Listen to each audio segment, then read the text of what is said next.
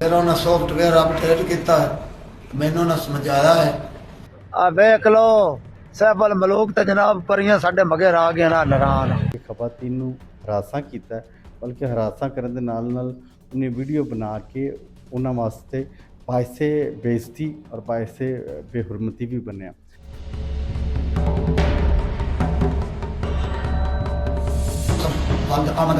ਖਵਾਤੀਨ ਦੀ ਇੱਜ਼ਤ ਨੂੰ ਪਾਮਾਲ ਕਰੇਗਾ, ਉਹਨਾਂ ਨੂੰ ਹਰਾਸਾਂ ਕਰੇਗਾ। ਪੁਲਿਸ ਇਹਨਾਂ ਅਸ਼ਖਾਸ ਦੇ ਖਿਲਾਫ ਸਖਤ ਤਰੀਨ ਫੌਰੀ ਕਾਰਵਾਈ ਕਰੇਗੀ। अस्सलाम वालेकुम, मैं मौजम जट ते तुसी वेख रहे हो जुर्म कहानी। अज दी जुर्म कहानी दे विच सोशल मीडिया ते वीडियो वायरल हुई, ओदे विच लड़कियां नूं हरासा कीता गया।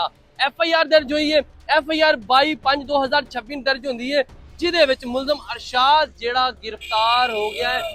ये मुलजम किंज गिरफ्तार होया और इन्हें सोशल मीडिया ते वीडियो क्यों वायरल कीती सीगी।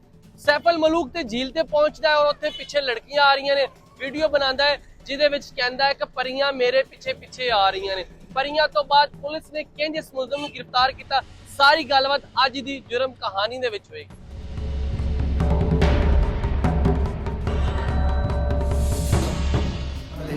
ਸੋਸ਼ਲ ਮੀਡੀਆ ਤੇ ਇੱਕ ਵੀਡੀਓ ਵਾਇਰਲ ਹੋਈ ਸੀ, ਜਿਹਦੇ ਵਿੱਚ ਇੱਕ ਲੜਕਾ ਵੀਡੀਓ ਬਣਾਉਂਦਾ ਸੀ, ਪਿੱਛੇ ਲੜਕੀਆਂ ਆ ਰਹੀਆਂ ਸੀਗੀਆਂ, ਨਾਰਾਨ ਗਿਆ ਹੋਇਆ ਸੀ, ਕਹਿ ਰਿਹਾ ਸੀ ਪਰੀਆਂ ਸਾਡੇ ਪਿੱਛੇ ਪਿੱਛੇ ਆ ਰਹੀਆਂ ਨੇ।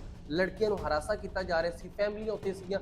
ਇਹਦੇ ਹਵਾਲੇ ਨਾਲ ਜਨਾਬ ਪੁਲਿਸ ਨੇ ਸੋਸ਼ਲ ਮੀਡੀਆ ਤੇ ਵੀਡੀਓ ਵਾਇਰਲ ਹੋਈ, ਫੌਰੀ FIR ਦਰਜ ਕੀਤੀ, ਉਸ ਮੁਲਜ਼ਮ ਨੂੰ ਗ੍ਰਿਫਤਾਰ ਕੀਤਾ। ਇਸ ਵੇਲੇ ਸਾਡੇ ਨਾਲ SP ਇਕਬਾਲ ਔਰ ਸਈਦ ਅਹਿਮਦ ਸਾਹਿਬ ਮੌਜੂਦ ਨੇ, ਇਹਨਾਂ ਨਾਲ ਗੱਲਬਾਤ ਕਰਦੇ ਹਾਂ। ਸਰ, ਕਿਸ ਤਰ੍ਹਾਂ ਇਸ ਮੁਲਜ਼ਮ ਤੱਕ ਪਹੁੰਚੇ ਔਰ ਇਹਨੇ ਸਭ ਦੀਆਂ ਮਾਵਾਂ ਭੈਣਾਂ ਸਰ ਸਾਂਝੀਆਂ ਨੇ, ਇਹਨੇ ਵੀਡੀਓ ਬਣਾ ਕੇ ਸੋਸ਼ਲ ਮੀਡੀਆ ਤੇ ਅਪਲੋਡ ਕਰ ਦਿੱਤੀ, ਜਿਹੜੀ ਵਾਇਰਲ ਹੋ ਗਈ। ਉਹਨਾਂ ਲੜਕੀਆਂ ਦੀ ਬੇਹਰਮਤੀ ਕੀਤੀ ਜਾ ਰਹੀ ਹੈ, ਲੜਕੀਆਂ ਆਪਣੀ ਫੈਮਿਲੀ ਦੇ ਨਾਲ ਗਈਆਂ ਸੀ, ਲੇਕਿਨ ਇਹਨਾਂ ਨੇ ਉਹਨਾਂ ਦੀ ਵੀਡੀਓ ਬਣਾ ਕੇ ਵਾਇਰਲ ਕੀਤੀ ਸੀ। ਕਿੰਜ ਤੁਸੀਂ ਮੁਲਜ਼ਮ ਤੱਕ ਪਹੁੰਚੇ?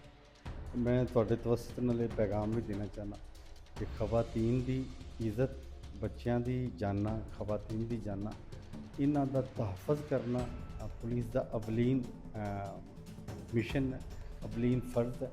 ਔਰ ਇਸੇ ਤਰ੍ਹਾਂ ਹੀ ਪੁਲਿਸ ਨੂੰ ਸੋਸ਼ਲ ਮੀਡੀਆ ਦੇ ਜ਼ਰੀਏ ਇਸ ਸ਼ਖਸ ਦੇ ਬਾਰੇ ਵਿੱਚ ਇਤਲਾਹ ਮਿਲੀ ਕਿ ਉਹਨੇ ਨਾ ਸਿਰਫ ਇਹ ਕਿ ਖਵਾਤੀਨ ਨੂੰ ਹਰਾਸਾਂ ਕੀਤਾ, ਬਲਕਿ ਹਰਾਸਾਂ ਕਰਨ ਦੇ ਨਾਲ ਨਾਲ ਉਹਨੇ ਵੀਡੀਓ ਬਣਾ ਕੇ ਉਹਨਾਂ ਵਾਸਤੇ ਬਾਇਸੇ ਬੇਇੱਜ਼ਤੀ ਔਰ ਬਾਇਸੇ ਬੇਹੁਰਮਤੀ ਵੀ ਬਣਿਆ।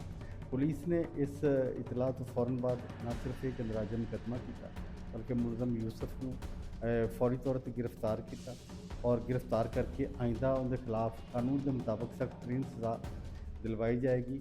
ਇਹ ਪੈਗਾਮ ਹੈ ਕਿ ਜੋ ਵੀ ਸ਼ਖਸ ਬੱਚਿਆਂ ਦੀ ਤਹਫ਼ੁਜ਼ ਦੇ ਖਿਲਾਫ ਕੋਈ ਕਦਮ ਉਠਾਏਗਾ ਜਾਂ ਖਵਾਤੀਨ ਦੀ ਇੱਜ਼ਤ ਨੂੰ ਪਾਮਾਲ ਕਰੇਗਾ, ਉਹਨਾਂ ਨੂੰ ਹਰਾਸਾਂ ਕਰੇਗਾ, ਪੁਲਿਸ ਇਹਨਾਂ ਅਸ਼ਖਾਸ ਦੇ ਖਿਲਾਫ ਸਖਤ ਤਰੀਨ ਫੌਰੀ ਕਾਰਵਾਈ ਕਰੇਗੀ ਔਰ ਉਹਨਾਂ ਨੂੰ ਕਾਨੂੰਨ ਦੇ ਮੁਤਾਬਕ ਸਖਤ ਤਰੀਨ ਸਜ਼ਾ ਦਿਵਾਏਗੀ। ਬਿਲਕੁਲ ਸਰ। ਅੱਛਾ ਸਰ, ਜਿਹੜੇ ਤੁਸੀਂ ਮੁਲਜ਼ਮ ਗ੍ਰਿਫਤਾਰ ਕੀਤਾ, ਇਹ ਕਿੰਨੇ ਟਾਈਮ ਤੱਕ ਬਾਅਦ ਗ੍ਰਿਫਤਾਰ ਹੋਇਆ ਔਰ ਇਸ ਮੁਲਜ਼ਮ ਨੇ ਪਹਿਲੇ ਵੀ ਕੋਈ ਵੀਡੀਓਜ਼ ਬਣਾਈਆਂ ਸੀ ਜਾਂ ਸਿਰਫ ਇਹ ਪਹਿਲੀ ਹੀ ਵੀਡੀਓਜ਼ ਜਿਹੜੀ ਦੀ ਵਾਇਰਲ ਹੋਈ ਸੀ? ਨਹੀਂ, ਕਬਲ ਅਸੀਂ ਇਹਦੇ ਬਾਰੇ ਵਿੱਚ ਇਤਲਾਹ ਨਹੀਂ ਮਿਲੀ ਕਿ ਇਸ ਕਿਸਮ ਦੀ ਕੋਈ ਵੀਡੀਓਜ਼ ਬਣਾਈਆਂ ਨੇ।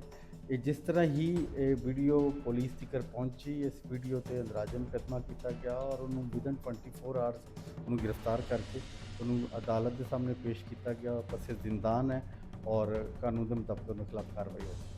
ਕਾਨੂੰਨ ਦੇ ਮੁਤਾਬਕ ਉਹਦੇ ਖਿਲਾਫ ਪੂਰੀ ਕਾਨੂੰਨੀ ਕਾਰਵਾਈ ਹੋਏਗੀ। ਹੁਣ ਤੁਸੀਂ ਵੇਖਿਆ ਕਿ ਤੁਸੀਂ ਆਪਣੀ ਵੀਡੀਓ ਬਣਾਣੀ, ਨਾ ਕਿ ਪਿੱਛੇ ਤੁਹਾਡੇ ਕੋਲ ਫੈਮਿਲੀ ਆ ਰਹੀ ਹੋਵੇ, ਫੈਮਿਲੀ ਨਾਲ ਗੱਲਬਾਤ ਤੁਸੀਂ ਕਰਕੇ ਕਿਸੇ ਦੀ ਫੈਮਿਲੀ ਦੀ ਵੀਡੀਓ ਤੁਸੀਂ ਨਹੀਂ ਬਣਾਣੀ। ਅਗਰ ਤੁਸੀਂ ਬਣਾਓਗੇ ਤੁਹਾਡੇ ਖਿਲਾਫ ਪੂਰੀ ਕਾਨੂੰਨੀ ਕਾਰਵਾਈ ਹੋਏਗੀ। ਜਿਸ ਤਰ੍ਹਾਂ ਕਿ ਇਸ ਲੜਕੇ ਨੇ 2 ਲੜਕੀਆਂ ਆ ਰਹੀਆਂ ਸੀ, ਉਹਨਾਂ ਦੀ ਵੀਡੀਓ ਬਣਾਈ ਸੀ, ਜਿਹਦੇ ਵਿੱਚ ਕਹਿ ਰਹੇ ਸੀ ਕਿ ਪਰੀਆਂ ਸਾਡੇ ਪਿੱਛੇ ਪਿੱਛੇ ਸੈਫਲ ਮਲੂਕ ਪਹੁੰਚ ਆਈਆਂ ਹਨ, ਔਰ ਵੀਡੀਓ ਬਣਾ ਕੇ ਨੇ ਸੋਸ਼ਲ ਮੀਡੀਆ ਅਕਾਊਂਟਸ ਤੇ ਅਪਲੋਡ ਕਰਤੀ, ਜਿਹੜੀ ਵਾਇਰਲ ਹੋਈ। ਵਾਇਰਲ ਹੋਣ ਤੋਂ ਬਾਅਦ ਪੁਲਿਸ ਕੋ ਪਹੁੰਚੀ, ਪੁਲਿਸ ਨੇ ਫੌਰੀ ਇਸ ਮੁਲਜ਼ਮ ਨੂੰ ਗ੍ਰਿਫਤਾਰ ਕੀਤਾ ਔਰ ਇਹਦੇ ਖਿਲਾਫ FIR ਦਰਜ ਕਰਤੀ। ਜੋ ਇਹਦੀ ਸਜ਼ਾ ਬਣਦੀ, ਇਹਨੂੰ ਉਹ ਸਜ਼ਾ ਮਿਲੇਗੀ।